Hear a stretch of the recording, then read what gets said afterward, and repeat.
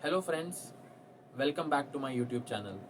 तो आज का वीडियो में हम क्या सीखने वाले हैं। तो सबसे पहली चीज़, जो भी न्यू इन्वेस्टर्स है, इन्वेस्टर्स नहीं बोल सकते, जो भी न्यू बिगनर्स है जिनको स्टॉक मार्केट में इन्वेस्ट करना है, तो उनकी इन्वेस्टमेंट स्ट्रैटेजीज़ कैसे होनी चाहिए, उनको अपना पोर्टफोलियो कैसे बिल्डअप करना है, राइट एलोकेशंस क्या है। तो फर्स्ट ऑफ ऑल मैं ये वीडियो में दो टाइप के पोर्टफोलियोज़ बताने वाला हूँ। सबसे पहले होने वाला है aggressive portfolio, then conservative portfolio. तो एग्रेसिव पोर्टफोलियो इसका मतलब क्या है, व्हेन आप एक कैपिटल अमाउंट इन्वेस्ट करते हो तो आप चाहते हो कि उस पर मार्केट का आप रिस्क थोड़ा बेयर कर लो एंड उसका रिवॉर्ड जो है आपको थोड़ा ज़्यादा इन रिटर्न्स दे। एंड कंजर्वेटिव में क्या होता है, व्हेन यू इन्वेस्ट तो आपको क्या चाहिए कि यार मेरा कैपिटल प्रिजर्व हो, मुझे 8-9% से भी अगर मेरा कैपिटल अप्रिशिएट हो रहा है दैट टू इज़ फाइन। तो ये दो फर्क है। एग्रेसिव में यू एटलीस्ट एक्सपेक्ट यार 13-14% हो, एंड वही कंजर्वेटिव में यू एक्सपेक्ट यार 8-9% हो एफडी से ज़्यादा। तो ये दो टाइप के पोर्टफोलियोज़ कैसे बनाने हैं, क्या करना है, ये वीडियो में मैं आपको फुल्ली एक्सप्लेन करने वाला हूँ। तो सबसे पहले हम लोग स्टार्ट करेंगे एग्रेसिव पोर्टफोलियो। तो एग्रेसिव पोर्टफोलियो बनाने के लिए आपको क्या करना रहेगा, देखो अगर आपके पास फॉर एग्जांपल 1 लाख रुपीज़ है, आपको इन्वेस्ट करना है, तो आपको मिनिमम 50% उसको इक्विटीज़ में डालना पड़ेगा। इक्विटीज़ मतलब स्टॉक मार्केट। तो कोई भी ऐसा इंस्ट्रूमेंट नहीं है एक्सेप्ट स्टॉक मार्केट जो आपको अच्छे रिटर्न्स दे पाए। तो प्लीज़ 50% एलोकेशन आप स्टॉक मार्केट के लिए रखना। तो आपका 50,000 रुपीज़ जो है, जो कि 50% of your capital is going directly to the equity market. तो बाकी बचा आपका 50,000। तो इसका जो 1 लाख का 25% है, एटलीस्ट दैट मीन्स एटलीस्ट 25,000 आप गोल्ड में रखें। तो अभी काफ़ी सारे लोग बोलेंगे 25% गोल्ड में ज़्यादा हो गया, इतना डालना नहीं चाहिए। But according to me, gold was around 56,000 last year के सितंबर के टाइम। आज वो ही गोल्ड 10 ग्राम के हिसाब से 46,000 45,000 में मिल रहा है। तो ये राइट टाइम है कि आप गोल्ड को जितना ज़्यादा हो सके अपने पोर्टफोलियो में रखें। तो 25% is the max amount you should keep.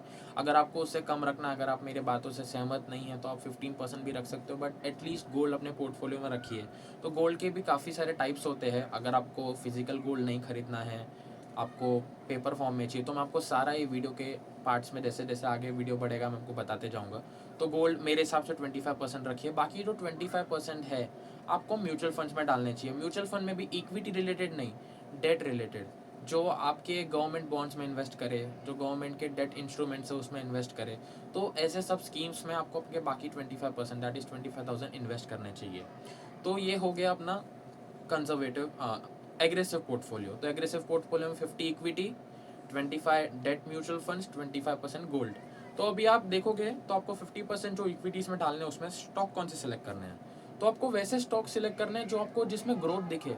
अभी कैसा है, अगर आप एफएमसीजी सेक्टर देखोगे, आईटीसी हुआ, एचयूएल हुआ, तो ये प्रोडक्ट्स कैसा है, स्टेबल है, हमेशा चलते रहेंगे, ज़्यादा प्राइस फ्लक्चुएशंस नहीं होता है। तो प्रोडक्ट्स भी कैसा हमें डे टू डे लाइफ में लगेंगे। लेकिन अगर आपको ग्रोथ स्टॉक्स देखने हैं तो अभी आप देखोगे कि यार काफ़ी सारा लोड जो है आईटी सेक्टर पे आ रहा है, सारी चीज़ ऑनलाइन हो रही है। तो you can shift to that stocks जो आपको फ्यूचर में ग्रोथ दिखे।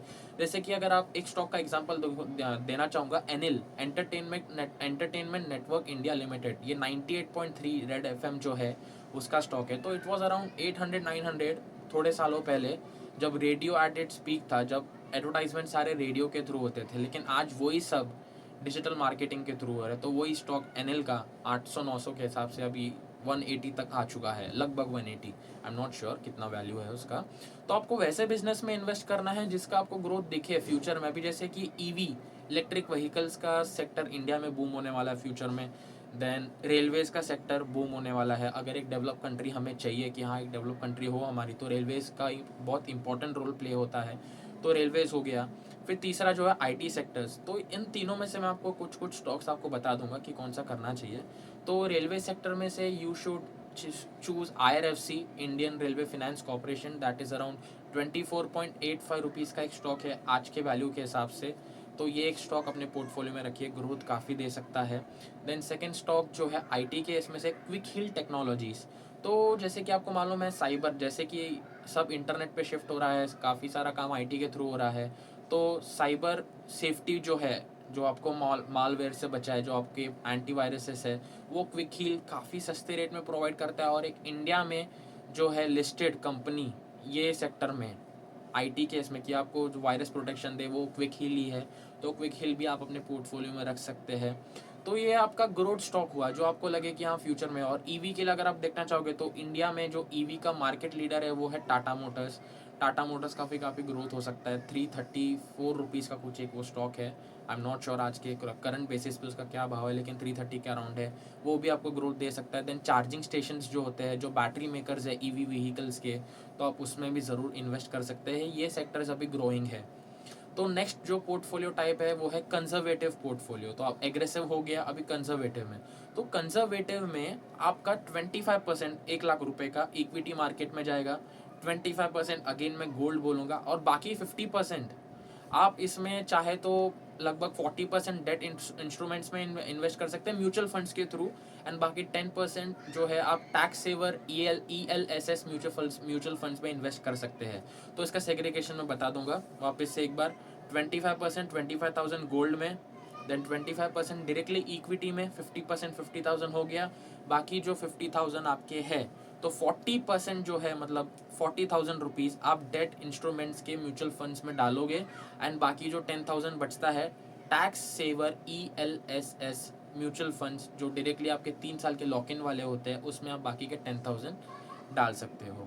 तो ये आपका एक मस्त कंजर्वेटिव पोर्टफोलियो होगा जो आपको लॉन्ग रन में अच्छे रिटर्न्स देगा। तो अभी कंजर्वेटिव पोर्टफोलियो में जो आप 25% इक्विटी शेयर्स लेने वाले हो, तो इसका आप डिसाइड कैसे करोगे कि कौन सा स्टॉक लेना है, कौन सा स्टॉक नहीं लेना है। तो कंजर्वेटिव पोर्टफोलियो में आपको वैसे स्टॉक्स देखने हैं जिसका डिविडेंड यील्ड ज़्यादा हो, जैसे कि कोल इंडिया हुआ, आपको अच्छा खासा डिविडेंड साल में 2 बार देता है। देन दूसरा ITC हुआ, अच्छा खासा डिविडेंड देता है। तो ये स्टॉक्स क्या है, डिविडेंड पेइंग जितने हो उतना आपका कंजर्वेटिव पोर्टफोलियो का मतलब बनता है। ये ज़्यादा आपको ग्रोथ नहीं देंगे, एकदम एक्स्ट्रा ऑर्डिनरी ग्रोथ दे दिया, ऐसा नहीं होने वाला है। बट एटलीस्ट आपका कैपिटल प्रोटेक्टेड रहेगा। आपको रिस्क उठाने का अगर एपिटाइट नहीं है तो आपके लिए काफ़ी बेस्ट कंजर्वेटिव पोर्टफोलियो होता है। तो ये पार्ट तो हो गया। अभी नेक्स्ट पार्ट जो है जिसमें मैं आपको बताने वाला हूँ कि ये सब चीज़ें आपका जो अगर पोर्टफोलियो आपको बिल्ड करना है एक ही प्लेटफॉर्म पे हो सकता है। येस, गोल्ड भी, म्यूचुअल फंड भी एंड इक्विटीज़ भी, आप सब चीज़ें एक साथ कर सकते हो। नहीं तो बहुतों के दिमाग में रहता है अरे यार मुझे गोल्ड लेने इधर जाना होगा, मुझे स्टॉक्स यहाँ से लेने होंगे, म्यूचुअल फंड्स यहाँ से लेने होंगे। लेकिन सब चीज़ें कहाँ कहाँ से एक ही साथ लेना है, और जो मेरी ट्रस्टेड है मैं आपको उस बारे में बताने वाला हूँ। यस गाइस, तो अभी हम लोग अब मेरे अपस्टॉक्स के ऐप में आ गए हैं। तो मैं आपको इधर बताने वाला हूँ कि कैसे आपको तीनों चीज़ें equities, mutual funds and gold एक साथ एक ही प्लेटफॉर्म पे मिल सकता है। तो ये हमारा ऐप खुल गया है, मैंने लॉगिन करके रखा था ऑलरेडी। तो आपको इधर जो 3 लाइन दिख रहे हैं लेफ्ट हैंड साइड में वॉच लिस्ट के बाजू में, उधर क्लिक करना है। तो फर्स्ट ऑप्शन ये आ जाता है डिजिटल गोल्ड। तो जब आप इधर क्लिक करते हो तो अपस्टॉक्स की तरफ से आप डायरेक्टली ऑकबॉन्ड के तरफ से आप गोल्ड खरीद सकते हो। तो जैसे कि आप इधर देखोगे ये पेज लोड हो चुका है।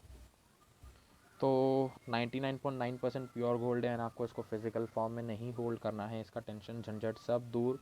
₹1 से आप इन्वेस्टमेंट शुरू कर सकते हो 24/7 कन्वीनियंस के साथ, कभी भी बाय सेल हो सकता है।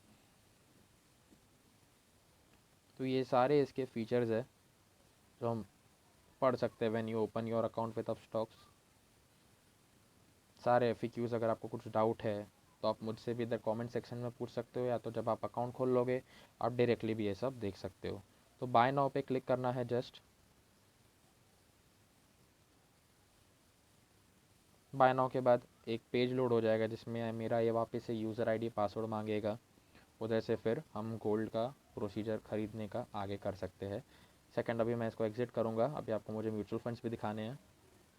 तो वापस इधर ही जाना है हमें 3 लाइन्स पे। जब म्यूचुअल फंड्स दिख रहा है उस पर क्लिक करना है। एंड म्यूचुअल फंड्स का सबसे एक चीज़ जो अपस्टॉक्स ने अच्छे से दिखाया है, रेगुलर फंड्स और डायरेक्ट फंड्स में दोनों डिफरेंशिएट करके दिखाया। तो व्हाट इज़ रेगुलर फंड्स? तो रेगुलर फंड्स में क्या होता है, इधर कमीशन बेसिस पे एक आपको सेलर म्यूचुअल फंड्स बेचता है। समझो ये है ICICI prudential technology fund, ICICI के तरफ से। तो ICICI का इस पर एक्सपेंस रेशियो क्या होता है, एक फ़ंड को संभालने का खर्चा समझो मोटा मोटी 0.50 है। तो यही फ़ंड रेगुलर में 1% हो जाता है एक्सपेंस रेशियो। बाकी जगह जो 0.5% होता है वो कमीशन बेसिस पे एजेंट को जाता है। तो आपको कभी भी डायरेक्ट फंड्स खरीदने हैं डायरेक्ट फंड्स में अगर आप देखोगे दोनों के एक्सपेंस रेशियोज़ में काफ़ी फ़र्क आ जाता है। तो आपको इधर ये क्लिक करना है। इधर आप SIP भी कर सकते हो, वन टाइम भी इन्वेस्टमेंट कर सकते हो, लमसम जैसा आपका कन्वीनियंस हो।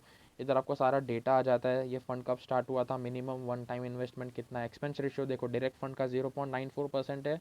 अभी आपको रेगुलर फंड का भी बता देता हूँ सेम कितना होता है, तो आपको भी आइडिया आ जाएगा। वही फंड, सेम फंड मैंने खोला, इसका एक्सपेंस रेशियो 2.37 से बढ़ गया, लाइक उतना है। उधर 0.94 था, इधर 2.37%। तो आप ज़रा ध्यान से कभी भी सिलेक्ट किया करो फंड, डायरेक्ट फंड में इन्वेस्ट करो, ये आपके अच्छे के लिए बोल रहा हूँ। तो डायरेक्ट फंड्स में जाके आपको अपने हिसाब से कि आपको यार कौन से सेक्टर में लग रहा है कि ग्रोथ होने वाला है, तो आप उस हिसाब से म्यूचुअल फंड खरीद सकते हो। उधर सारा हम लोग को फिल्टर्स भी दिया गया कि आपको मिनिमम इन्वेस्टमेंट अप टू 500 करना है, फंड हाउस भी कौन सा सिलेक्ट करना है, प्लान टाइप क्या चाहिए। कभी भी मेरे हिसाब से ग्रोथ वाले फंड्स लिया करो। इसमें आपको जो आपका जो फंड है, आपका जो डिविडेंड अमाउंट है वापस से री इन्वेस्ट करेगा, एंड फंड का जो NAV है, नेट एसेट वैल्यू, वो बढ़ते रहेगा। लॉक इन पीरियड अगर आपको नो लॉक इन वाले चाहिए वो भी है, up to 3 years, about 3 years, आपके कन्वीनियंस के हिसाब से यू कैन सर्च इट। तो ये हो गया अपना म्यूचुअल फंड्स भी। और इस पर हम स्टॉक्स भी खरीद सकते हैं, जैसे कि ये मेरा कुछ वॉच लिस्ट है, जो ये स्टॉक्स को मैं डेली बेसिस पे ट्रैक करता हूँ। एंड ये इधर मेरा पोर्टफोलियो है होल्डिंग्स में सारे, ये मेरे कुछ होल्डिंग्स है जो मैंने स्टॉक्स खरीद के रखे हैं। एंड इधर हम फंड्स देखेंगे तो इधर हम कौन सा हमारे पास इतना फंड है वो सब मालूम पड़ता है। और एक बात, ये अभी तो यार मेरा झंझट हो गया। अभी आप देखो कि इधर अवेलेबल टू ट्रेड 8.35% है। अगर मैं विड्रॉ करने जाऊँगा तो मिनिमम 100 करना पड़ता है। तो ये जो है झंझट, अगर इससे आप बच सकते हो। मैंने गलती की कि मैंने अपस्टॉक्स का 3-in-1 अकाउंट नहीं खोला। तो व्हाट इज़ 3-in-1 अकाउंट, ये मैं आपको एक्सप्लेन करता हूँ। यस गाइस, तो 3-in-1 अकाउंट क्या है। तो विथ अपस्टॉक्स आप एक बैंक अकाउंट, एक ट्रेडिंग अकाउंट, एक इन्वेस्टमेंट अकाउंट, तीनों साथ में खोल सकते हो। तो इसमें क्या है, सबसे पहला फीचर, अभी जैसे कि आपने देखा कि यार मेरे 8 रुपये उधर अटके हुए थे, मैं वो निकाल नहीं सकता। नेक्स्ट टाइम कभी इन्वेस्टमेंट करूँगा तो फिर मैं वो इन्वेस्टमेंट में ऐड हो जाएंगे। या फिर अगर मैं 92 रुपीज़ अगर मेरे कोई स्टॉक्स बेचता हूँ 92 रुपीज़ के, तो वो उसके बाद मैं ये अमाउंट विड्रॉ कर सकता हूँ। मेरे तो 8 रुपये ऐसे ही अटक गए। तो अभी क्या है, अगर आप अपस्टॉक के साथ 3-in-1 अकाउंट खोलते हो तो उसमें सबसे पहली बात आपका एक ज़ीरो बैलेंस अकाउंट खुल जाता है इंडसइंड बैंक के साथ। एंड इसमें आपको brokerage credit up to 500 rupees मिलता है फॉर 30 डेज़। एंड आपका जो अकाउंट है इंडसइंड बैंक के साथ, उसमें आपको फंड्स ऐड करने की अपस्टॉक्स के अकाउंट में ज़रूरत नहीं है। अभी यूजुअली प्रोसेस क्या होता है बाइंग एंड सेलिंग का, कि आप बैंक से अपस्टॉक्स के अकाउंट में पैसे ऐड करते हो, फिर स्टॉक्स खरीदते हो। लेकिन यहाँ पे कोई ज़रूरत नहीं, आपको जितने का स्टॉक्स लेना है डायरेक्टली आपके बैंक से उतने का ही वैल्यू डिडक्ट हो जाता है। वही है ये smart transfer feature to skip transfers between savings and trading account. तो ये एक काफ़ी यूज़फुल फीचर है अपस्टॉक्स का जो हमें मिला गया है। मैं ये नहीं ले पाया क्योंकि ये नया नया ऑफ़र आया है। मैं अपस्टॉक्स से एक बहुत ज़्यादा पुराना कस्टमर हूँ, लेकिन ये फ़ीचर अभी आया है तो इसका यूज़ करने का एक अच्छा वे है जो अभी अपस्टॉक्स ने हमें सिखाया है। एंड उसके लिए मैं वीडियो बना रहा हूँ कि यार ये सब लोग जान पाए कि ये फीचर्स, ये टेक्नोलॉजी मार्केट में आ चुकी है एंड आप ऐसे भी ट्रेड कर सकते हो। तो switch to Upstox, trade smarter and invest smarter. Thank you so much. I hope ये वीडियो से आपको कुछ सीखने मिले। कुछ भी आपके डाउट्स हो तो please please please YouTube comments में डालें। Thank you.